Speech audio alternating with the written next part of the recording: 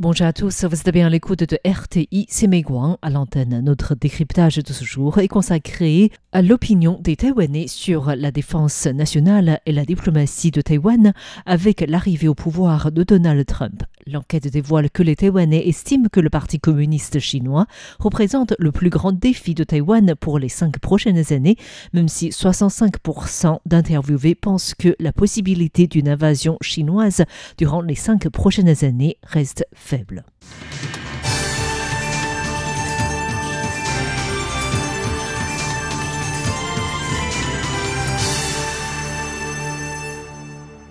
L'Institut de recherche sur la défense et la sécurité nationale a récemment publié un sondage d'opinion réalisé début mars à l'aide du Centre de recherche sur les élections de l'Université Zhengzhi. Ce sondage est focalisé sur l'opinion des Taïwanais en matière de défense et des affaires étrangères avec le retour de Donald Trump au pouvoir. Au sujet de la menace chinoise, 33% des personnes interrogées pensent que le PCC représente la plus grande menace à la sécurité nationale de Taïwan pour les 5 prochaines années. Cette proportion dépasse les 27% de crise que représente la faible natalité, les 18% de stagnation économique, les 12% de pénurie d'énergie ou encore les 10% de catastrophes naturelles liées au climat extrême. C'est la 6e fois en 4 ans que le même résultat ressort des enquêtes sur l'opinion des Taïwanais au sujet de la défense nationale. Cela montre que la menace militaire du Parti communiste chinois contre Taïwan est persistante et que les Taïwanais sont clairement conscients des ambitions du PCC pour le territoire et la souveraineté de Taïwan. L'enquête montre également que la jeune génération, c'est-à-dire âgée de 18 à 29 ans, a la perception la plus élevée de la menace du PCC, c'est-à-dire 36%. Le chercheur Li Guangcheng de l'Institut de recherche sur la défense et la sécurité nationale estime que ce résultat démontre que la jeunesse taïwanaise reste consciente de la menace chinoise en matière de sécurité. Nous constatons que le Parti communiste chinois a toujours insisté sur les moyens différents pour favoriser l'unification avec Taïwan. Il vise par exemple les jeunes Taïwanais en les attirant à travailler en Chine. Ce sont des méthodes déployées par le PCC, mais je pense que ces jeunes groupes ne sont pas sensibles à cette soi-disant méthode de promotion de réunification qui risque de réduire leur vigilance psychologique. Cependant, malgré la forte perception de la menace chinoise, les sondages montrent également que les Taïwanais restent relativement calmes et rationnels quant à une éventuelle guerre imminente à court terme.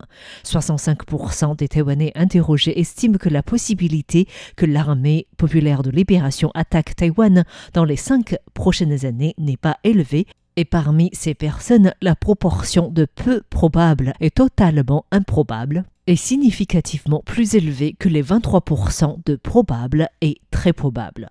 À ce sujet, le chercheur Li Guangcheng de l'Institut estime que cela peut s'expliquer par l'éloignement des zones d'exercice militaire de la Chine de la vie quotidienne des Taïwanais et aussi par la normalisation des exercices militaires du Parti communiste chinois contre Taïwan. Li Guangcheng a toutefois rappelé aux Taïwanais la nécessité de trouver un équilibre entre une panique excessive et une perception accrue de la menace afin de répondre véritablement et efficacement aux menaces militaires de la Chine. Je pense que la plupart des sociétés ne préfèrent pas que leur population soit dans une situation de surpanique. Je peux prendre l'exemple de la crise des missiles dans le détroit de Taïwan en 1996.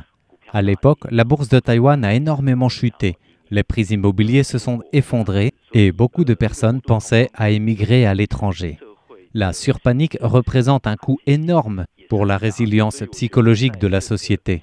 Je pense donc qu'il faut trouver un équilibre entre une meilleure sensibilisation aux menaces et la prévention d'une panique excessive.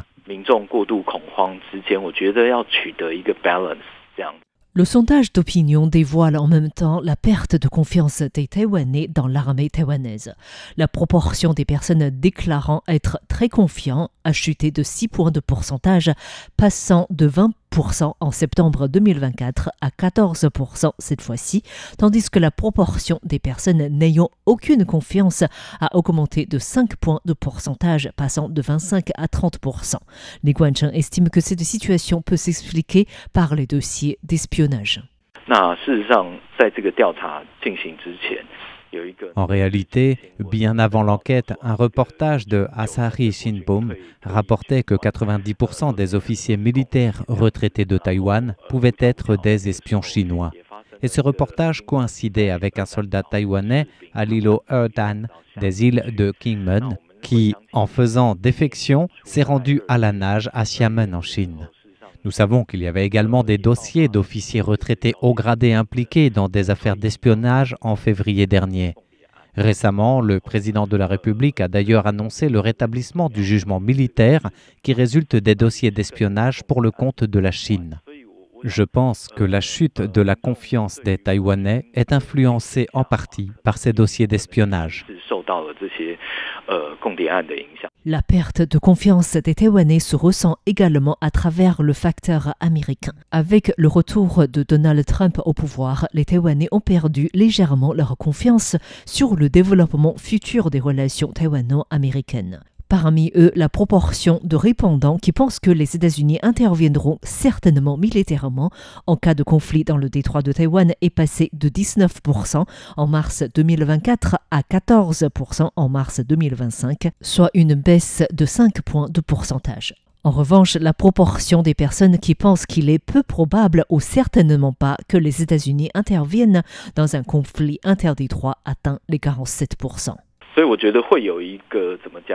Je pense qu'il y a un effet de contrebalance, c'est-à-dire qu'il semble que les États-Unis soient toujours très concentrés sur la lutte contre la Chine et le soutien à Taïwan.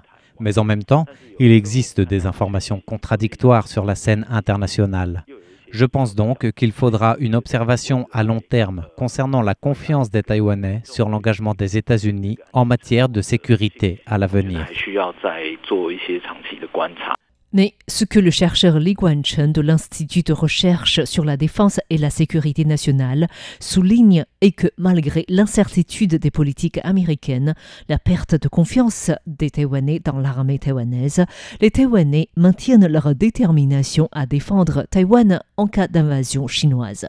41% des Taïwanais se disent très disposés à se battre pour Taïwan contre 42% en septembre dernier. Ce sondage a été conduit auprès d'environ 1 millier de personnes en mars dernier avec 95% de confiance. Merci à tous d'avoir suivi le décryptage de ce jour consacré aux opinions des Taïwanais sur la menace chinoise avec l'arrivée au pouvoir de Donald Trump.